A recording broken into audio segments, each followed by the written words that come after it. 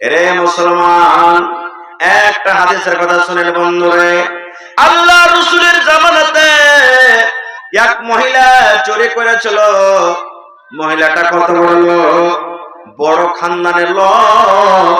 ওই বেটি ছেলেটা ধনী লোকের বেটি, ওই মেয়েটা ধনী লোকের স্ত্রী, বড় ঘরের নারী, মালদার ঘরের বেটি। চুরি করেছে, চুরিতে কিন্তু ধরা পড়ে গেছে। বড় ঘরের বেটি চুরি করেছে, চুরিতে ধরা পড়ে গেছে। এবার কেস কোথায় চলে গেলে? নবীর দরবারে। নবীর দরবারে হাজির হয়ে গেল কেস। হুজুর, ওই উমুক খানদান যা আছে গ্রামের ভিতরে, বড় লোক, বড় খানদান, ওয়ার্গে বেটি চুরি করেছে আর ধরা পড়ে গেছে। এবার শরীয়তের ফয়সালা কি? চুরি করতে গেলে কি কাটা পড়বে ভাই? জোরে বলেন। হাত কাটা পড়বে। এইবারে তখন যার গায়ে স্ত্রী, যার গায়ে বেটি চুরি করেছে, ওর গায়ে মনে ছটপটি লেগে গেল। আরে নবীর দরবারে চলে গেছে ফয়সালা, নবী তো হাত কাটবে ছাড়বে না, নবী তো হাত কাটবে ছাড়বে না। আর আমরা বড় মানুষ, খানদানওয়ালা লোক, জমিদার মানুষ, আর আমাদের যদি বহু বেটির যদি হাত কাটা পড়ে, তাহলে সালা বাঁচার থেকে মরে যাওয়াটাই ভালো। ইজ্জত সম্মান কোনটা থাকবে না? এরকম করে হবে না। এক কাজ কর, নবীর কাছে পায়রাবি পাঠা। এখন যেরকম চলছে না কিনা কিনি, আপনাদের এলাকাতে আছে? হানা বলেন না ভাই, আছে? হ্যাঁ, কিনা কিনি চলছে। যাই কিনা যাই সব হারিয়ে গেল। তো বলছে যে নবীর কাছে পাঠা কোন সুপারিশ করেনেওয়ালাকে। এবার কাকে ধরবো রে, কাকে ধরবো? নবী কার কথা শুনবে? এই করতে করতে নবীর একজন বানা বেটা ছিলেন, যার নাম হলো যায়েদ বিন হারেসা রাদিয়াল্লাহু তাআলা আনহু। যায়েদ নবী সাহেবকে বেটা বানাচ্ছিলেন। এবার বলছেন যে নবী সাহেব ওকে খুবই ভালোবাসেন যায়েদকে। তো যায়েদ কি পেটা সুপারিশ করতে আল্লাহ রাসূলকে যদি বলেন তো মনে হয় কথাটা মেনে নেবে। এবার ওর খানদানের লোক সব এসে যায়েদকে বলছেন, যায়েদ একটা কাজ করতে পারবে? বলছে কি? বলছে আরে আমাদের খানদানের মেয়ে ছেলেরা চুরি করে ধরা পড়েছে, নবীর দরবারে কেস চলে গেছে, নবী হাত কেটে দিবেন, ফয়সালা হলো শরীয়তের এটা। তো একটা কাজ করো না, কোন রকম বিচারটাকে একটু দুই দিক করে পাল্টে সাল্টে নবী সাহেবকে বলে শেষ করে দাও, যাতে হাতটা কাটা না পড়ে। যায়েদ রাদিয়াল্লাহু তাআলা বলছেন ঠিক আছে, দেখি যে আল্লাহ রাসূল শুনছেন কিনা। এবার চলে গেলেন। যাওয়ার পর বলছেন আল্লাহ রাসূল একটা কথা বলবো। আল্লাহ রাসূল বলছেন কি কথা বলবে যায়েদ তুমি? বলছে বলবো তো একটু লজ্জা লাগছে, কেমন করে বলবো? যে বলো খেপা, কি কথা বলবে তুমি বলো। এইবারে ওসামা বিন যায়েদ, জি ওসামা বিন যায়েদ রাদিয়াল্লাহু তাআলা আনহু বলছেন যে হুজুর কেমন করে বলবো? তা আল্লাহ রাসূল বলছেন বলো না। সুবহানাল্লাহ। এবারে তখন বলতে লাগলেন যে আল্লাহ রাসূল, অমুক খানদানের বেটি ছেলে যে চুরি করাতে ধরা পড়েছে, তো একটু যদি পারেন তো এদিক ওদিক করে আপনি ওর হাতটা কাটা থেকে আপনি ওকে বাড়ি করে দেন, কেসটাকে একটু ডিসমিস করে দেন। সুবহানাল্লাহ। যেমন কথাটা শোনা, কথাটা শুনে নবীর চোখ লাল হয়ে গেল রাগে একবারে। এবারে নবী যায়েদ কি বলছেন জানেন? রে আল্লাহর বান্দা, ওই মেয়ে ছেলের জন্য তুমি সুপারিশ করতে এসো রে বাবা।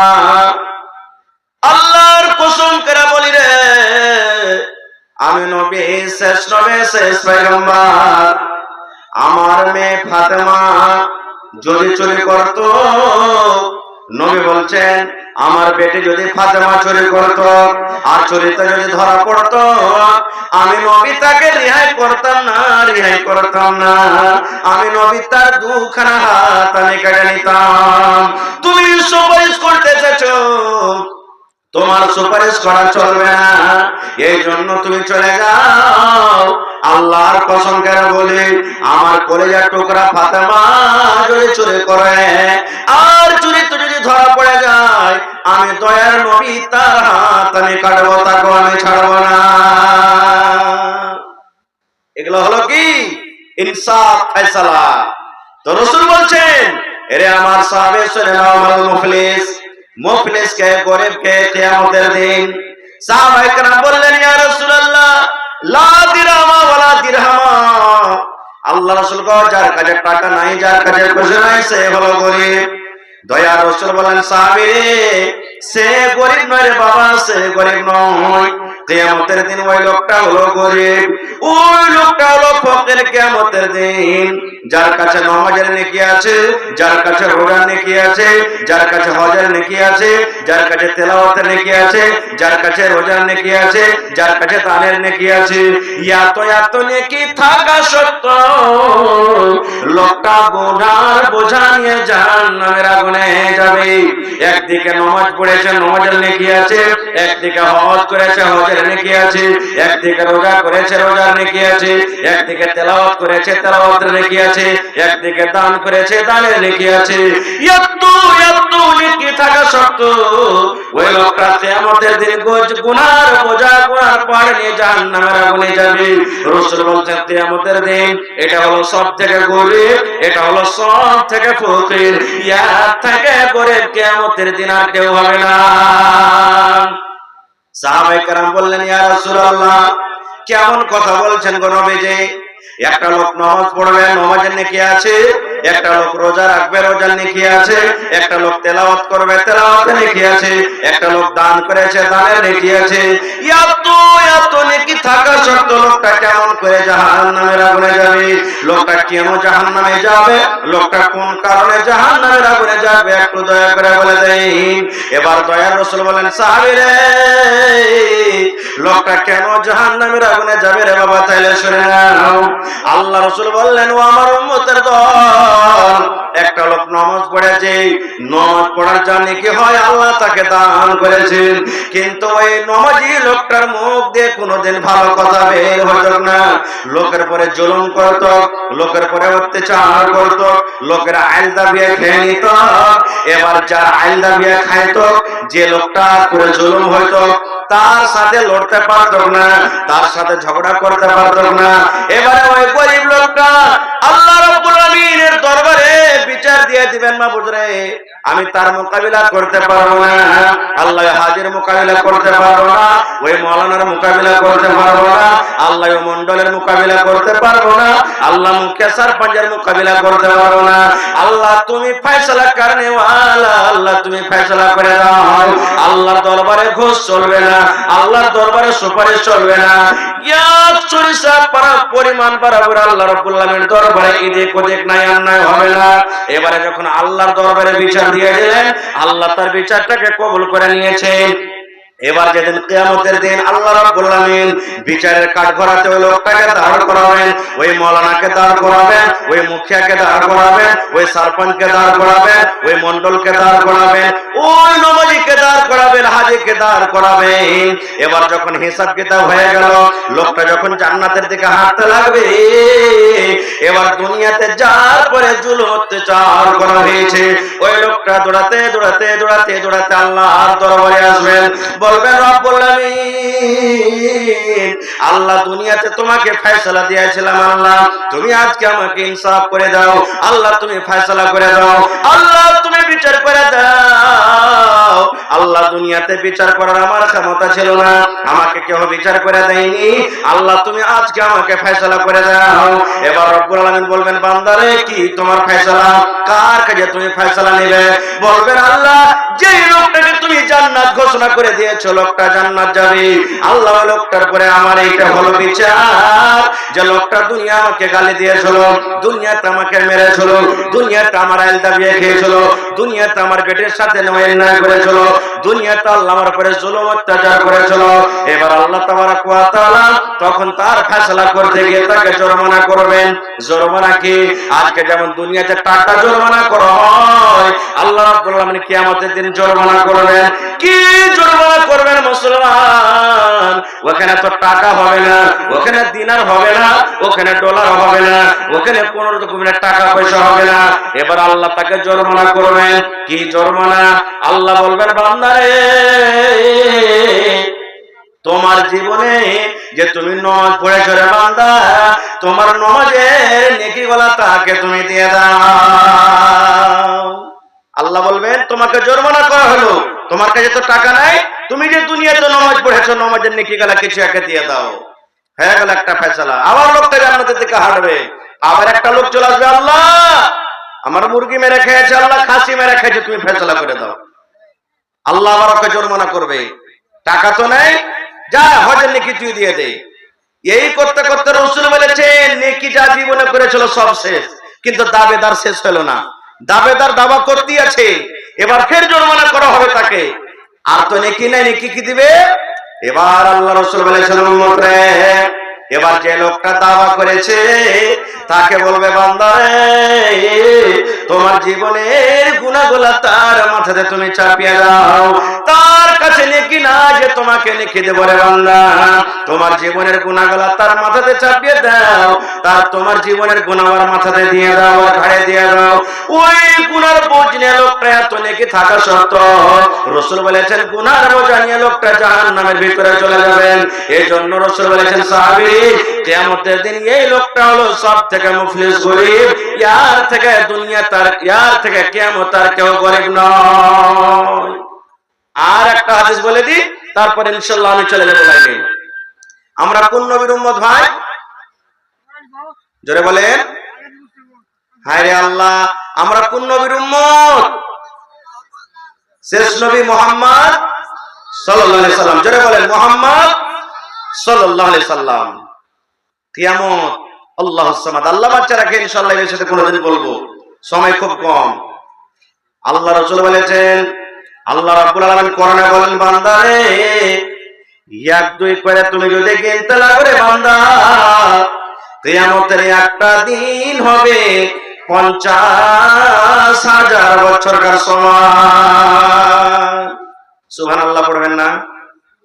কিয়ামতের দিনটা কত বড় হবে? 50,000 বছরকার সমান দিন হবে। মাথার উপরে সূর্য থাকবে, কতখানি উঁচাতে সূর্য থাকবে? ওলামায়ে কেরাম বসে আছেন, জিজ্ঞাসা করবেন আল্লাহ রাসূল বলেছেন উম্মত রে, 1 মাইল উঁচাতে সূর্য থাকবে। মাইল কাকে বলা হয়েছে? মুহাদ্দিসিনে কেরাম বলেছেন মাইল মানে এই যে আমার ভাইরা মায়েরা খালারা সুরমা লাগায় চোখে, এই যে সুরমাতে ডাকে খান আছে, খিলখানা আছে, যে জিনিসটাতে সুরমা লাগায় ওকে মাইল বলা হয়েছে। কিংবা দুনিয়ার নাপ যে আছে একে মাইল বলা হয়েছে। আল্লাহ রাসূল বলেছেন উম্মত, কিয়ামতের দিন 1 মাইল উচ্চতা সূর্য থাকবে। আজকে ঠান্ডার কারণে আপনি টুপি দিয়ে আছেন, পরনে আপনার জ্যাকেট আছে, ফুল প্যান্ট আছে, পায়ে জুতা মুন্ডা আছে। আল্লাহ রাসূল বলেছেন উম্মত রে, ওই কিয়ামতের দিন তোমার মাথাতে কোনো ছায়া হবে না রে উম্মত, তোমার মাথাতে টুপি হবে না, তোমার মাথাতে মফলার হবে না, তোমার গায়ে কোন রকমের জ্যাকেট হবে না, পায়ে তোমার জুতা মুন্ডা হবে না। আল্লাহ রাসূল বলেছেন উম্মত, মায়ের পেট থেকে যেমন তুমি এসেছো তোমার খাতনা করা ছিল না, ওই মতো বিনা খাতনাতে আল্লাহর সামনে তোমাকে দাঁড় হইতে হবে। নর হোক কিংবা নারী হোক, বেটা ছেলে হোক কিংবা বেটি ছেলে হোক, সমস্ত লোককে ন্যাংটা হয়ে উলঙ্গে আল্লাহর সামনে দাঁড় হইতে হবে।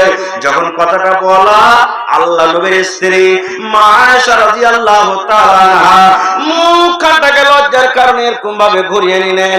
আর ঘুরিয়ে নেওয়ার পর বলছেন ইয়া রাসূলুল্লাহ, কেমন কথা বলছেন গো দয়ার নবী, ওখানে বেটা ছেলে আর বেটি ছেলে উলঙ্গ হয়ে থাকবে, নর নারী উলঙ্গ হয়ে থাকবে, কেমন করে নিজের ইজ্জতটাকে ঢাকবো গো নবীজি, নিজের সারাঙ্গাটাকে কেমন করে ঢাকবো, কেমন করে পর্দা করবো গো নবীজি। এইবারে নবী বলছেন আয়েশা রে, কিয়ামতের দিনটা এমন হবে আয়েশা, কিয়ামতের দিনটা এমন কঠিন দিন হবে, কিয়ামতের দিনটা এমন ভয়ঙ্কর দিন হবে। ও আমার বিবি আয়েশা শোনো, বাচ্চা মায়ের পেটে রয়েছে, ওরে আল্লাহ মায়েরা খালারা জানেন, বাচ্চা যখন দুনিয়াতে আসে, হায়রে মায়ের কষ্ট, হাওমা করে মা কত চিৎকার করে, এক একটা যখন ব্যথা আসে মা এটাই মনে করে আল্লাহ রে মরে যাওয়ার ভালো, কিন্তু আল্লাহ এরকম জ্বালা যন্ত্রণা আমি সইতে পারি না। কত মায়েরা খালারা কষ্ট হয় আপনারা জানেন, মায়েরা জানেন, এত কত কষ্ট থাকা সত্ত্বেও রে আল্লাহ রাব্বুল আলামিন কোরআনে সূরাতুল হজে বলছেন, দেখবেন এরা দুনিয়ার মানুষ, মা খালাদের সন্তান তো দুনিয়াতে হয়, মায়েরা কষ্ট পান, এই কষ্টর থেকেও কত বড় কষ্ট কিয়ামতের কষ্ট হবে। আল্লাহ বলেন কিয়ামতের ডরে, কিয়ামতের ভয়ে, কিয়ামতের ভয়ে ওই মা খালাদের পেট থেকে কখন বাচ্চা খালা আসে যাবে, ওই মায়েরা জানতে পারবে না যে আমার পেটে বাচ্চা আছে, কে খালাস হয়ে গেছে। এত কঠিন। আপনারা বলেন এই যে সামনে রোজা আসছে কয়েক মাস পর, রোজার দিনে যেদিন দিনটা করা হয় সেদিন এমন মনে হয়েছে যে কিছু খাবো না, 2, 4, 5 গ্লাস 10 গ্লাস যা আছে শুধু শরবতই পান করবো। এরকম হয়েছে না হয় না? এরকম হয়েছে না হয় না? ভাই যারা পিছনে আছেন ভাই সামনে চলে আসেন ভাই, সাইড দিয়ে মেহরবানি করে। আর যারা পাশে আছেন বসে যান একটু মেহরবানি করে। তো ভাই আমার খাজা হোক, এই রমজান মাসে রোজার দিনে যেদিন একটু দিনটা করা হয় পানি খাওয়ার মনে হয় না? হয় না? জোরে বলেন হয় কি হয় না? ইফতারি করতে যাবেন, সুবহানাল্লাহ, আপনাকে নাস্তা দিয়েছে, খাওয়ার মনে হবে না, পানি খেয়ে চলে যাবেন মনে এরকম হয়। ওরে আল্লাহ, আল্লাহ রাসূল বলেছেন উম্মত রে, ওই কিয়ামতের দিন, ওরে সুবহানাল্লাহ, মাথার উপরে সূর্য, এই যে আজকে ঠান্ডা না লেগে যায়, শীত না লেগে যায়, উপরে টেন লাগা হয়েছে, এই বছর আসমান থাকবে না, টেন্ট থাকবে না, মসজিদ থাকবে না, মাদ্রাসা থাকবে না, কোনো গাছ গাছালির ছায়া থাকবে না, মাথার উপরে মাত্র সূর্য ধরা হয়ে যাবে। আল্লাহ রাসূল বলেছেন ওই কিয়ামতের দিন কোনো ইন্ধন হবে না, কোনো কল হবে না, কোনো মোটর হবে না, একটাই কুয়া থাকবে, একটাই পুকুর থাকবে, একটাই নদী থাকবে, একটা হজ থাকবে, সে হজের নাম হবে হজে কাউসার। আল্লাহ রাব্বুল আলামিন নবীকে বলছেন ইন্না আতাইনাকাল কাউসার, হে নবী কিয়ামতের দিন আমি আল্লাহ আপনাকে একটা হজ দান করব, যে হজটার নাম হবে কাউসার, যে পুকুরটার নাম হবে কাউসার, যে কুয়াটার নাম হবে কাউসার। কাউসারের পানিটা কেমন হবে? আল্লাহ রাসূল অন্য হাদিসে বলেছেন উম্মত রে, দুধ যে দেখো তোমরা সাদা হয়, দুধের মতন পানিটা সাদা হবে। শাহাদ মধু যে আছে, মধু তো এক মিষ্টি হয়, এই মধু শাহাদ থেকে পানিটা মিষ্টি হবে। আল্লাহ রাসূল বলেছেন দুনিয়াতে আমরা টিনের গিলাসে, স্টিলের গিলাসে, কাঁচের গিলাসে আমরা খাই, পানি পান করি। আল্লাহ রাসূল বলেছেন উম্মত রে, আল্লাহ তাবারক ওয়া তাআলা কিয়ামতের দিন নবীকে হজ দান করবেন, হজের কাঁদারে সোনা এবং চাঁদির কাটরা থাকবে, পানিটা কে পান করাবে? আমার আপনার দয়ার নবী পানি পান করাবেন। পানির গুণ কত হবে ওরে আল্লাহ! আল্লাহ রাসূল বলেছেন উম্মত রে, আমি নবী আমার উম্মতকে 1 গ্লাস পানি ধরিয়ে দিব, ওই 1 গ্লাস পানি যখন পান করা হয়ে যাবে রে উম্মত, জান্নাত যাওয়া পর্যন্ত আমার উম্মতকে কিন্তু আর পিপাসা লাগবে না। 50,000 বছরকার সমান দিনে আর তাকে পিপাসা লাগবে না, এত পানির গুণ হবে কিনা ভাই? মাশাআল্লাহ। এই গ্রামে বাড়ি নাকি? সন্দালপুর থেকে মুরসালিন ঠিকাদার ভাই 2000 টাকা দান করেছেন, মাশাআল্লাহ। আর 2 মিনিট সময় নিব ভাই, দেন সোনালী কালেকশনের দিকে যাব। তো ভাই আর 3000 টাকা পারবেন না দিতে আল্লাহর রাস্তে? প্রথম মাদ্রাসার জন্য আল্লাহ আপনাকে ভালো রাখবে, দোয়া করছি যে আল্লাহ আরো বড় ঠিকাদার আপনাকে বানায়। 1000, মাশাআল্লাহ। ঠিক আছে, দেন মুরসালিন ভাই 3000 টাকা দান করলেন, আমি দোয়া করে দিচ্ছি ভাই ইনশাআল্লাহ পরে। তো ওই কিয়ামতের দিন হজে কাউসারের পানি 1 গ্লাস পান করবেন, 50,000 বছরকার সমান দিনে আর পিপাসা লাগবে না। কার হাতে পানি পান করতে হবে? কে পানি পান করাবেন? জোরে বলেন, নবীজি পানি পান করাবেন। আচ্ছা বলেন তো, মনে আশা লাগে না যে নবীর হাতে পানি পান করব? আকাঙ্ক্ষা হয় না? হানা বলে আশা আছে যে নবীর হাতে পানি করব। আল্লাহ রাসূল একদিন সাহাবীদেরকে বলছেন, সাহাবীরে, যে আমার উম্মত হবে নবী, আমি কিয়ামতের দিন তাকে হজে কাউসারের পানি পান করাবো। একজন সাহাবী তখন প্রশ্ন করে দিলেন, ইয়া রাসূলুল্লাহ, কেমন করে আপনি নিজের উম্মতকে চিনতে পারবেন গো নবীজি? ওখানে মুসা নবীর উম্মত, ওখানে আপনার উম্মত, ওখানে ইদ্রিস নবীর উম্মত, ওখানে ইউসুফ নবীর উম্মত, ওখানে দাউদ নবীর উম্মত, ওখানে ইলিয়াস নবীর উম্মত। দুনিয়াতে যত নবী এসেছেন সমস্ত নবীর উম্মতে এক জায়গাতে জড়ো থাকবেন। নবী গো, কেমন করে আপনি নিজের উম্মতকে চিনতে পারবেন? কেমন করে নিজের উম্মতকে চিনে আপনি ওই কিয়ামতের দিন হজে কাউসারের পানি পান করাবেন? হুজুর, কেমন করে আপনি নিজের উম্মতকে চিনবেন? রাসূল উদাহরণ দিয়েছেন। রে আমার সাহাবী, শোনো তো, একটা লোকের ঘোড়া আছে, সমস্ত ঘোড়া হলো কালো। ঘোড়ার নাম কি? জোরে বলে, কালো। 200, 300, 400, 500 যত ঘোড়া থাক, সমস্ত ঘোড়ার রং হলো কালো। আর একটা লোকের ঘোড়া আছে, চিৎকাবরা। চিৎকাবরা বুঝেন? চক্রা পোখরা যাকে আমরা বলি, বুঝতে পারছেন তো? চক্রা পোখরা ঘোড়া দৌড়াতে দৌড়াতে কালো ঘোড়ার মধ্যে যদি ঢুকে যায়, তো রাসূল বলছেন কালো ঘোড়ার ভিতরে ওই চক্রা পোখরা ঘোড়াটা চিনতে পারা যাবে না? যাবে না? হানা বলেন যাবে না? যাবে না? যাবে। দয়া রাসূল বললেন, ও আমার সাহাবীরা তোমরা শুনে নাও, ওই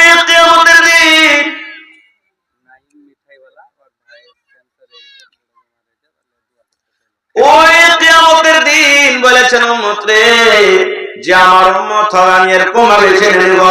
কেমন করে চিনব? রাসূল বলেছেন যে আমার উম্মত হবে 5 ওয়াক্ত নামাজ আদায় করবে, 5 ওয়াক্ত নামাজ পড়বে। আর 5 ওয়াক্ত নামাজ পড়তে গেলে ওযু করতে হবে, বিনা ওযুতে নামাজ হবে না। আল্লাহ রাসূল বলেছেন ওযু করতে গেলে হাত ধুতে হবে, ওযু করতে গেলে চেহারা ধুতে হবে, ওযু করতে গেলে পা ধুতে হবে।